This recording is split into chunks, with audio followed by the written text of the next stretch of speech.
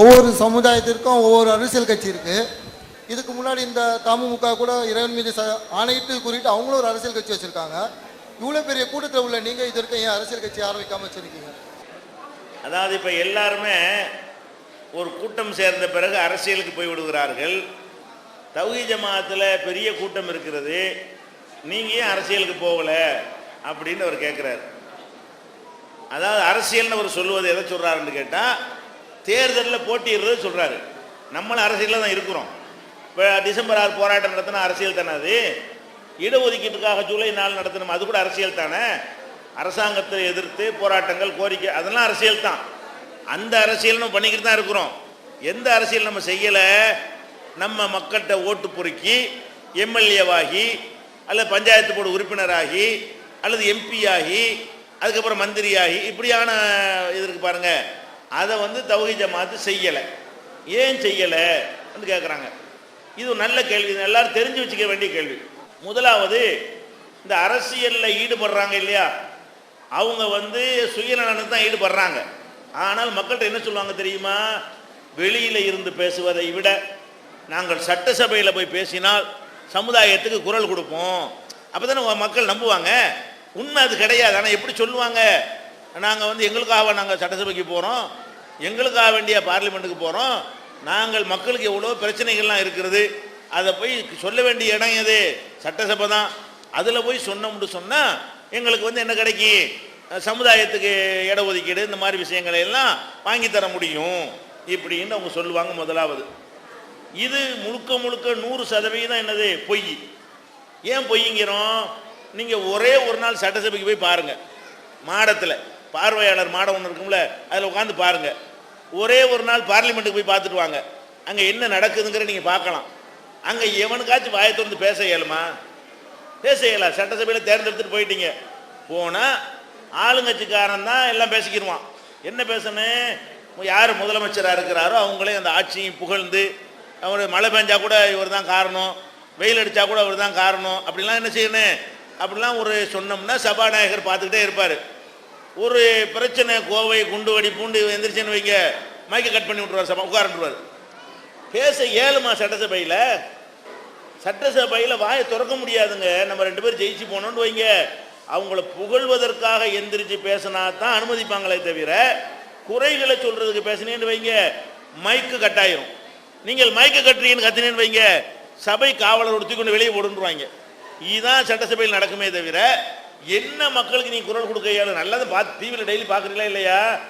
எதிர்கட்சிக்காரன் என்னத்தாவது பேசினான்றது எந்த ஆட்சி இருந்தாலும் சரி, இந்த ஆட்சின்னு கிடையாது, நாளைக்கு ஜெயலலிதா ஆட்சியில் இருந்தாலும் சரி தான், வேற எவர் ஆட்சியில் இருந்தாலும் சரி தான், என்ன நடக்கும்? அவங்களுக்கு ஜால்ரா தட்டினால் அவங்க பேச விடுவாங்க. நீங்கள் அநியாயம் பண்ணுறீங்க, பொய் வழக்கு போடுறீங்க, அப்படியாக்கு இப்படியாக்குன்னு பேசுனீங்கன்னு வைங்களேன், அதெல்லாம் ஒன்றுமே நடக்காது, வெளியேறி போட்டுருவாங்க, வாயை திறக்க முடியாது. அதனால சட்டசபையில் போய் நாங்கள் பேசி உரிமை வாங்கி தரப்போகிறோம் என்பதெல்லாம் அது அந்த பதவி ஆசையை மறைப்பதற்காக சொல்லக்கூடிய கசப்பு மாத்திரையில் தடவக்கூடிய இனிப்பு சொல்லுவாங்கல்ல, அதுதானே தவிர உண்மையில் சட்டசபையில் போய் ஒன்றும் பேசவும் இயலாது. அதுபோக இப்போ அரசியலில் நமக்கு முன்னாடி சுதந்திரம் அடைஞ்சதில் இருந்து முஸ்லீம்களில் சில இயக்கம் அரசியலில் இருக்கிறாங்க. முஸ்லீம் லீக் இருக்கிறாங்கல்ல, அவங்க அரசியலில் இருந்துக்கிட்டே இருக்கிறாங்க, ரொம்ப காலமாக இருக்கிறாங்க. 1947 என்ன செய்கிறாங்க? அவங்க அரசியல் தேர்தலுக்கு ஈடுபடுறாங்க. 15 எம்எல்ஏ, 20 எம்எல்ஏ, 10 எம்எல்ஏன்னு அவங்க சட்டசபையில் இருந்தாங்க. அவங்கெல்லாம் சட்டசபையில் உறுப்பினராக இருந்தாங்களே, அதை வைத்து உங்களுக்கு இடஒதுக்கீடு கிடைத்ததா? அரசியலில் தேர்தலில் போட்டியிடாத நம்முடைய போராட்டங்களால் கிடைத்ததா? இடஒதுக்கீடு 3% கொடுத்துருக்குறான, இது எந்த எம்எல்ஏனால கிடைச்சது? எந்த எம்பினால இது கிடைச்சது? அவங்க வேண்டியதை வாங்கிட்டு போயிட்டு இருந்தாங்களே தவிர, எதனால இந்த இடஒதுக்கீடை வாங்கணும்? நம்ம தேர்தலில் போட்டியிட இடஒதுக்கீடு வாங்கணும், போராட்டத்துக்கு கொடுக்குற ஒரு மரியாதையை போட்டியிடும் பொழுது கொடுக்க மாட்டான். நல்லா விளங்கிருங்க. ஏன்? நான் தேர்தலில் போட்டிக்கிட்டா எனக்கு என்ன தரணுமோ அதை தான் தருவான், வாயை அடைச்சிருவான். எனக்கு சீட்டு தான் நான் உங்களுக்கு கேட்க போகிறேன்.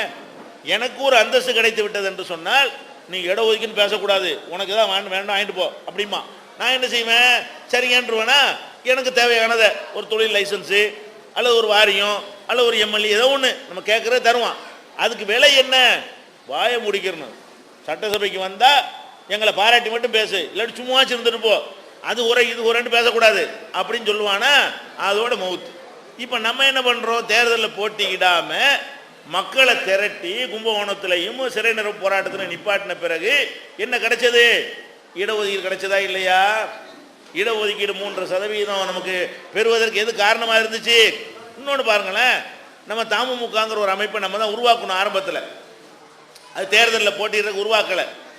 அப்போ அவங்கெல்லாம் சேர்ந்து இடஒதுக்கீட்டுக்கு நம்ம கோரிக்கைலாம் வச்சோம். அந்த காலத்தில் இவங்க கூட்டணி சேர்ந்தாங்க, திமுகவில் கூட்டணி சேர்ந்துட்டாங்களா? கூட்டணி சேர்ந்த பிறகு என்ன சொன்னாங்க, இடஒதுக்கீடுலாம் தமிழ்நாடு அரசாங்கத்துக்கு அதிகாரம் கிடையாதுன்ட்டாங்க. இவ்வளோ காலம் இடஒதுக்கீடு கேட்டவங்க என்ன சொன்னாங்க, திராவிட முன்னேற்ற கழகத்தோட கூட்டணி வச்ச உடனே அவன் தரக்கூடிய சீட்டை இழந்துடக்கூடாது என்பதற்காக வேண்டி தமிழ்நாட்டில் எந்த போராட்டம் நடத்தவே இல்லை இடஒதுக்கீட்டுக்காக. என்னப்பான்னு கேட்டால், தமிழ்நாடு அரசாங்கத்துக்கு இடஒதுக்கீடு தர அதிகாரம் கிடையாது, மத்திய அரசாங்கம் தான் தரணும், எல்லாரும் வாங்க டெல்லிக்குன்னு கூட்டு போயிட்டாங்க. அப்போ இது அந்த ஆனால் அந்த தமிழ்நாடு அரசாங்கம் தான் தந்துச்சு. எந்த தமிழ்நாடு அரசாங்கத்துக்கு தர முடியாது என்று இவர்கள் சொன்னார்களோ அந்த தமிழ்நாடு அரசாங்கத்தில் தான் நம்ம இடஒதுக்கீடை வாங்கியிருக்கிறோம். ஆனால் முடியாதுன்னு சொன்னார்கள். இதை சொல்ல வச்சது காரணம் என்ன, அவங்க கூட்டணியில் இருக்கிறாங்க, அவங்களுக்கு தேவையானது வாங்கணும். இந்த மாதிரி நம்மளும் ஆயிடுவோமா இல்லையா? இப்போ நாங்களும் தேர்தலில் போட்டிட்டோம்னா என்னவாயிருவோம், நமக்கு எத்தனை சீட்டு தர போறானோ தெரியலையே, இவனை போட்டு பாசிக்கிற கூடாது அப்படிங்கிற ஒரு எண்ணம் நமக்கு வருமா வராதா? அதனால் நல்ல விளைக்குன்னு தலைவர்களுக்குன்னு எப்போ கேட்க ஆரம்பிச்சிட்டோமோ அப்போ மக்களை மறந்துடுவோம், மக்கள் நம்மளை நம்பவும் மாட்டாங்க. இன்னைக்கு தௌஹீத் ஜமாத் இருக்க எல்லா அமைப்பில் உள்ளவங்களும் நம்மளை எதிர்க்கிறாங்க. ஆனாலும் தௌஹீத் ஜமாத் அழைக்கும் போது மட்டும் என் மக்கள் வர்றாங்க. யோசிச்சு பாருங்க, எதனால வர்றாங்க தெரியுமா? தேர்தலில் போட்டியிடலைங்கிற ஒரு காரணத்துக்கு தான் வர்றாங்க. மற்றவங்கெல்லாம் அந்த கூட்டத்தை வச்சு சீட்டு பேசிடுவாங்க. இவங்க கூட்டத்தை கூட்டினாங்கன்னா இதை வச்சுக்கிட்டு எம்எல்ஏ சீட்டு கேட்க மாட்டாங்க, நமக்கு தான் கேட்பாங்களே தவிர அவங்களும் கேட்க மாட்டாங்கன்னு எல்லாரும் விளங்கி வச்சிருக்கிறான். நம்மளை எதிர்க்கக்கூடிய மக்களும் விளங்கி வச்சிருக்கிறான். என்னண்டு இவங்க என்ன கொள்கையில் மாறுபட்டு இருந்தாலும் நம்ம கூட்டத்தை காட்டி எத்தனை எம்எல்ஏன்னு கேட்க மாட்டாங்க, எத்தனை எம்பின்னு கேட்க மாட்டாங்கன்னு தெளிவாக விளங்கினதுனால தான் நம்ம கூப்பிட்டா மட்டும் மக்கள் வர்றாங்க. இவ்வளோ பெரிய சரித்திரத்தை புரட்டி போகிற அளவு கூட்டம் கூட்டுறோமே, அதுக்கெல்லாம் என்ன காரணம்? இந்த தேர்தலில் போட்டியிடாத எந்த ஒரு பிரதிபலனையும் எதிர்பார்க்காத ஒரு நிலைப்பாட்டில் இருக்கிறோமே, அதுதான் காரணம்னு விளைவிக்கிறோம். இது ஒரு விஷயம். அடுத்து என்ன, நம்ம தேர்தலில் போட்டிடுறோம். போட்டிடுறா இருந்தால் எப்படி போட்டிடுறது? பேச்சுக்கு வச்சுக்கிடுவோம். நம்மளும் தேர்தலில் போட்டிடுறதா முடிவு பண்ணிவிட்டோம். முடிவு பண்ணுனா ஜெயிக்கணும்ல. ஜெயிக்கிறதா இருந்தால் யாரோடையாவது கூட்டணி வச்சாதான் ஜெயிக்கணும். தனியாக நின்று ஜெயிக்க இயலுமா? இயலாது. ஏன் இயலாதுங்கிறோம்? முஸ்லீம்கள் தமிழ்நாட்டை பொறுத்த வரைக்கும் 234 தொகுதியிலையும் செதறி கிடக்கிறார்கள். இப்போ வன்னியர்கள் இருக்காங்கன்னு பாருங்க, அவங்க எல்லாம் செதறி கிடக்கல. அவங்க 2 மாவட்டத்தில் அப்படி டைட்டாக இருக்கிறாங்க. அந்த மக்களே அதிகமாக இருப்பாங்க. அவங்க தனியாக நின்று கூட என்ன செய்யலாம், ஜெயிக்க முடியும். முஸ்லீம்கள் அப்படி ஒரு 3 மாவட்டத்தில் ஒரு 4 மாவட்டத்தில் மெஜாரிட்டியாக இருக்கிறோமா? நம்ம இல்லை. தமிழ்நாடு முழுவதும் இருக்கிறோம், எல்லா தொகுதியிலையும் இருக்கிறோம், கொஞ்சம் கொஞ்சம் இருக்கிறோம். அப்போ எல்லா முஸ்லீமும் நமக்கு ஓட்டு போட்டால் கூட நமக்கு ஜெயிக்க இயலாது. ஒரு 2 லட்சம் வாக்காளர் இருக்காங்கன்னு வைங்க, அந்த 2 லட்சம் வாக்காளர் இருக்கக்கூடிய ஒரு தொகுதியில் முஸ்லீம் ஒரு 15,000 பேர் இருப்பான். இந்த 15,000 பேர் ஓட்டு போட்டால் ஒருத்தன் ஜெயிக்க இயலுமா? 2 லட்சம் வாக்காளர் உள்ள இடத்துல 1 லட்சம் வாக்கு வாங்கினதான் ஜெயிக்க இயலும். ஒரு 3 பிரிஞ்சாண்டு வைங்க, 65,000 வாக்கு வாங்கினதான் ஜெயிக்க இயலும். அப்போ இருக்கிறதே 15,000 வாக்கு, நாங்கள் தனியாக நிற்க போகிறோம், எல்லாரும் எனக்கு ஓட்டு போடுங்க அப்படின்னு சொன்னால் எல்லா முஸ்லீம் அதை போட மாட்டாங்க விளைக்கிறன்னு. ஏன்? முஸ்லீமில் திமுக முஸ்லீம் இருக்கிறான், அவன் அதுக்கு தான் போடுவான். முஸ்லீமில் அண்ணா திமுக முஸ்லீம் இருக்கிறான், அவன் இலைக்கு தான் போடுவான். முஸ்லீமில் காங்கிரஸ் முஸ்லீம் இருக்கிறான், அவன் கையில் தான் போய் குத்துவான். முஸ்லீம்னு சொல்லி போட மாட்டான். ஒரு பேச்சுக்கு நாங்கள் முஸ்லீமுக்காக நிற்கிறோம், எல்லாரும் போடுங்கிறோம். 15,000 பேர் போட்டு போட்டான், ஜெயிக்க இயலுமா? மற்றவங்க கூட ஓட்டு வாங்கிடுவானே. நீங்கள் வாங்கினது 15,000, இன்னொருத்த 65,000, 65,000 ஜெயிக்குமா? 15 ஜெயிக்குமா? அப்போ நம்ம தனியாக போட்டிட்டோம்னு சொன்னால் நம்ம எல்லா முஸ்லீம் ஓட்டு போட்டாலும் ஜெயிக்க இயலாது. நல்லா விளைவிக்கிறணும். எல்லா முஸ்லீம் ஓட்டு போட்டால் கூட என்ன செய்ய முடியாது. ஏன்? எந்த தொகுதியிலையும் நம்ம பாதிக்கு மேலே இல்லை. எந்த ஒரு தொகுதியிலையும் 3இல் 1 பங்கு இல்லை. 100 பேர் இருந்தால் 33 பேர் முஸ்லீம் இருக்கிறோமா எங்கேயாச்சும்? இல்லை. 10 இருக்கிறோம், 15 இருக்கிறோம், 4 இருக்கிறோம், 2 இருக்கிறோம், 3 இருக்கிறோம். சதவீதம் 100க்கு 100க்கு 5 இருக்கிறோம். இந்த கணக்கில் தான் செதறி கிடக்கிறோம். கேரளாவில் முஸ்லீம் லீக் ஜெயிக்குதுன்னு சொன்னால் கேரளாவில் முஸ்லீம் மாவட்டம் தனியாகவே இருக்குது. மலப்புரம்னா எல்லா முஸ்லீமுங்க. அங்கே வந்து முஸ்லீம் தான் எந்த கட்சியிலும் நிப்பாட்டி ஆகணும். அது ஒர்க் அவுட் ஆகும். தமிழ்நாட்டினுடைய அந்த பூகோள அமைப்பு பிரகாரம் இங்கே உள்ள மக்கள் செதறி கிடக்கிற பிரகாரம் தனியாக தேர்தலில் நின்றால் ஜெயிக்க முடியாது. இப்போ நாடாளுமன்ற தேர்தல் நின்றாங்க, 4 இடத்துல நின்றாங்க. செலக்ட் பண்ணி பொறுக்கி எடுத்து நின்றாங்க. எங்களுக்கு வெயிட் உள்ள தொகுதின்னு சொல்லிட்டு என்ன செஞ்சாங்க, இந்த தாமுக நின்றாங்கல்ல, ஒரு கட்சியை ஒன்று ஆரம்பிச்சு நினைஞ்சாங்க. அவங்களும் தேர்தலில் நின்றாங்க. தனிச்சு கூட நிற்கலை. சரத்குமாரோட கூட்டணி, சரத்குமார் பிஜேபியோட கூட்டணி, அந்த சரத்குமாரோட இவங்களுக்கு கூட்டணி, கிருஷ்ணசாமியோட கூட்டணி, அந்த சினிமா நடிகர் கார்த்திக்னு ஒரு நடிகர் இருக்காரு, என்னமோ சரணாலயம், அந்த ஆள் பார்வர்ட் பிளாக்கு, அவரோட கூட்டணி, இப்படி பல கதம்பமான கூட்டணிகள்லாம் வைத்து நினைஞ்சாங்க. தேர்தலில் நின்றாங்க. பாராளுமன்ற சட்டசபை தேர்தல் இல்லை, பாராளுமன்ற தேர்தல். பாராளுமன்ற தேர்தல்னா ஒரு பாராளுமன்றங்கிறது 6 சட்டசபை. 6 சட்டசபைக்கும் சேர்த்து 15,000 ஓட்டு. 6 சட்டசபைக்கும் சேர்த்து என்ன ஓட்டு? ஒரு பார்லிமெண்ட்டில் வாங்கின ஓட்டு எவ்வளவு? 15,000. அப்போ ஒரு சட்டசபைக்கு எவ்வளவு? 2,500 ஓட்டு. ஒரு சட்டசபை தொகுதியில் 2 லட்சம் வாக்கு இருக்கும்போது 2,500 வாக்கு தான் உனக்கு வாங்க முடிஞ்சு. இத்தனை பேரை சேர்த்துக்கிட்டு தனியாக நின்று கூட இல்லை. இது தேவையா? எவ்வளோ அதை பொத்தி பொத்தி வச்சுருந்தா தான் மரியாதைங்க. காட்டிட்டு வைங்க, புதுசு கூட தரான்டுவான் வணங்குதா. அது வரைக்கும் என்ன செஞ்சாங்க, தாம கொண்ட பெரியது அப்படின்னு நினச்சிக்கிட்டு இருந்தாங்க. காட்டி விட்டாங்களா? ஓ 2,500 தானே. ஒரு அது எங்கே, அதுவும் செலக்ட் பண்ண இடம், தேர்ந்தெடுத்து நின்றார்கள். இந்த கேவலம்லாம் வரும்போது தான் வேணாம் தலைதலையை அடிச்சுக்கிட்டோம். இப்படி தான் வந்து முடியும். அது அல்லது என்ன செய்யணும், கூட்டணியாக போய் என்ன செய்யணும், தேர்தலில் நிற்கணும். கூட்டணி ஒன்று தனிச்சு நிற்கணுங்க. தனிச்சு நின்றா வேஸ்ட்டு, தற்கொலை முயற்சி. அதுக்கு தேர்தலில் நிற்காம போய் தொலைஞ்சிடலாம். சரி, கூட்டா நிற்கிறோன்னு வைங்க. கூட்டணியாக நின்றால் அதுக்குன்னு சில நெறிமுறை இருக்குது. என்ன நெறிமுறை? இப்போ திமுகவில் கூட்டணி வச்சுருக்கீங்கன்னு வைங்க. அப்போ திமுக காரன் உங்களுக்கு ஓட்டு போடணும். உங்கள் ஓட்டு மட்டும் பத்தாது, திமுக காரன் உங்களுக்கு ஓட்டு போட்டால் தான் நீங்கள் ஜெயிக்க முடியும். அப்போ என்ன பண்ணணும், கருணாநிதியை திமுக காரன் புகழ்கிற மாதிரி நீங்களும் புகழணும். ஒருபடி மேலே புகழணும். அவர் தான் அந்த சமுதாயத்துக்கு காவலர், அவரை விட்டா நாதியே கிடையாதுன்னு புகழ்ந்தா தான் உங்கள் ஆட்களும் உங்களுக்கு ஓட்டு போடுவான், திமுக காரன் ஓட்டு போடுவான். அவன் போட்டால் உங்களை ஜெயிக்க முடியும். அப்போ என்ன செய்யணும், அரசியல்வாதிகள் செஞ்ச அநியாயம் இருக்குமே அதெல்லாம் மூடி மூடி மறைக்கணும். அவன் ஒரு நன்மையுமே செஞ்சிருக்க மாட்டான், பெருசாக செஞ்ச மாதிரி மக்கள்கிட்ட கொண்டு என்ன செய்யணும், காட்டணும். இவரை விட்டா நமக்கு ஜெயலலிதாவோட கூட்டு சேர்ந்தா ஜெயலலிதாவை புகழணும்.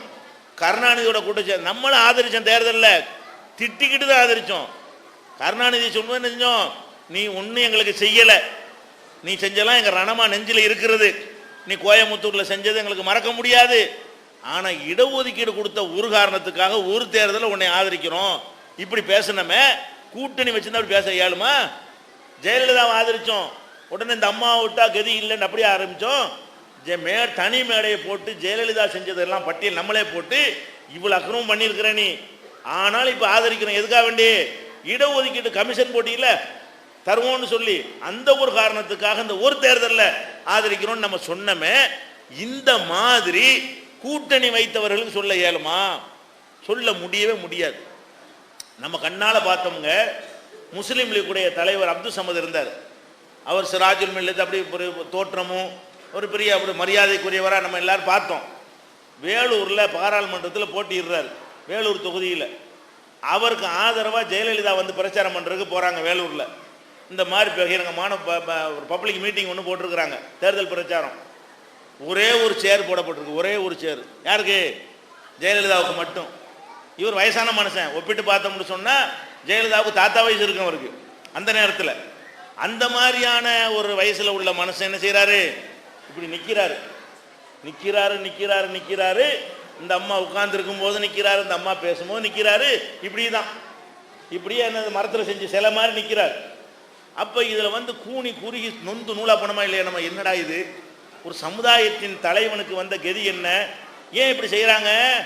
உனக்கு ஆதரவாக நான் பேசுகிறாருன்னா நீ நிற்கணும், நான் தான் உட்காரணும், நீ என்னுடைய அடிமை அப்படின்னு காட்டுற மாதிரி இந்த ஜெயலலிதா நடந்ததை நம்ம கண்ணால் பார்த்தோம். அப்போ யாரெல்லாம் அந்த ஓட்டு கேட்க போகிறார்களோ அவங்க என்ன செய்வாங்க, அதில் உள்ள எல்லாத்தையும் அட்ஜஸ்ட் பண்ணுவாங்க. எல்லாருமே கும்பிடணும், கும்பிட்டா தான் ஓட்டு கிடைக்கும். நமக்கு முடியுமா? ஒரு தௌஹீத்வாதி முஸ்லீமுக்கு கும்பிட முடியுமா?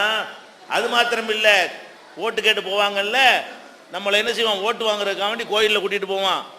அங்கே போய் நெத்தியில் போனால் பட்டையை போட்டு விடுவாங்க. மாட்டேன்டிங்கன்னு வைங்கள ஓட்டு விழுவாது, பேசாமல் இருக்க வேண்டியதான்.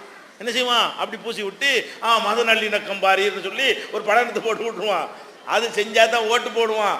இதெல்லாம் நம்மள்ட்ட வச்சுக்கிறாருன்னு சொன்னீங்கன்னு வைங்க, டேய் மதவரி பிடிச்சவனா இருக்க, அவன் ஓட்டு போடாதுன்னுவாங்க.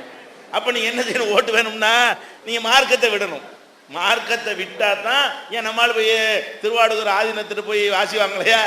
ஓட்டு கேட்க போனாரா இல்லையா? அவன் உட்காந்துருக்கா, இவர் என்ன செய்கிறாரு, நிற்கிறாரு, அவர் ஆசி வளர்க்குறாரு. இங்கே கொண்டு விட்டு விடுவாங்க. அப்போ அது போக இந்த காலத்தில் ஓட்டு வாங்குறதா இருந்தால் முஸ்லீம் ஓட்டை மட்டும் நீங்கள் வாங்கலை, எல்லாரும் ஓட்டும் வேணுங்கிறீங்க. ஓட்டு எப்படி கிடைக்கும்? அதுக்குண்டு தொண்டர்கள் வேணும், வேலை செய்கிறவங்க. அவன் வேலை செய்கிறான்னு சும்மா வேலை செய்வான், அவனுக்கு தண்ணி வாங்கி கொடுக்கணும் டெய்லி.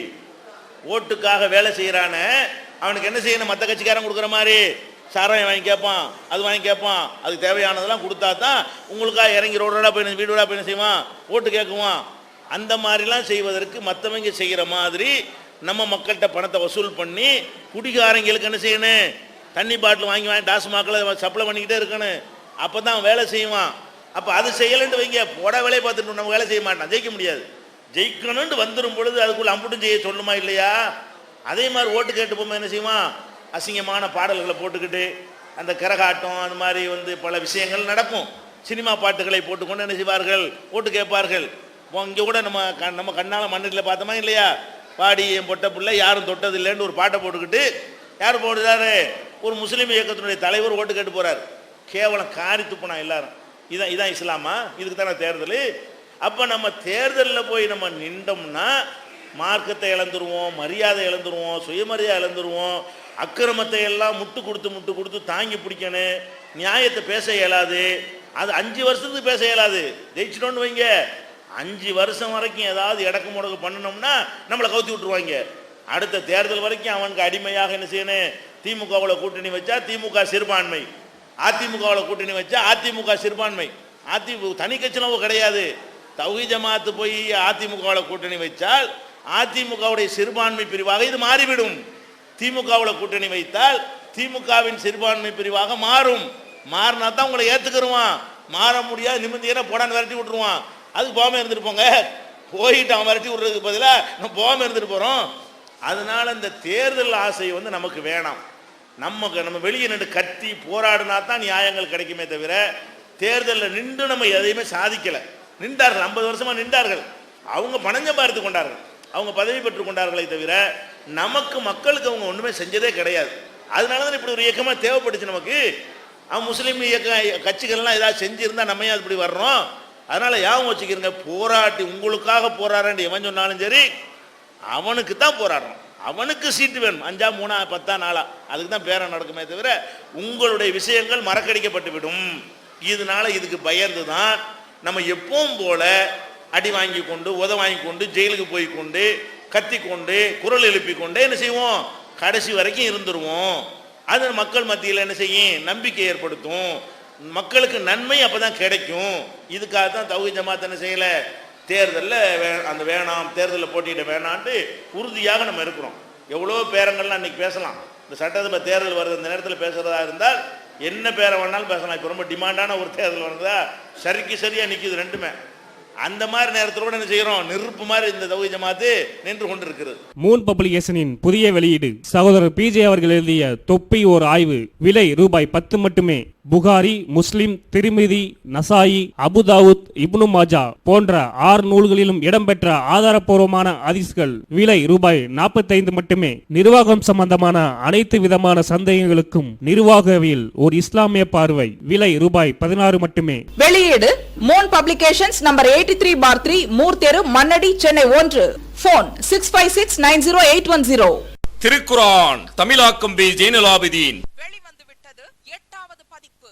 அனைவருக்கும் புரியும் எளிய நடை. தேவைப்படும் வசனங்களுக்கு தெளிவான விளக்கங்கள். கலை சொற்களின் விளக்கங்கள். திருக்குரான் எவ்வாறு அருளப்பட்டது, எவ்வாறு தொகுக்கப்பட்டது என்பது குறித்து முழுமையான விளக்கம். நபிகள் நாயகம் ஸல்லல்லாஹு அலைஹி வஸல்லம் காலம் முதல் இன்று வரை குர்ஆன் பாதுகாக்கப்பட்ட வரலாறு. திருக்குரான் இறைவனின் வார்த்தைகள் என்பதற்கான அடுக்கடுக்கான ஆதாரங்கள், முந்தைய பதிப்புகளை விட மெருகூட்டப்பட்ட செய்திகள், கூடுதலான பக்கங்கள், அழகிய வடிவமைப்பு, உயர்தரமான பைண்டிங். விலை ரூபாய் 300 மட்டுமே. வெளியீடு மூன் பப்ளிகேஷன், நம்பர் 83/3, முதல் மாடி, மூர்தரு, மண்ணடி, சென்னை 1. போன் 656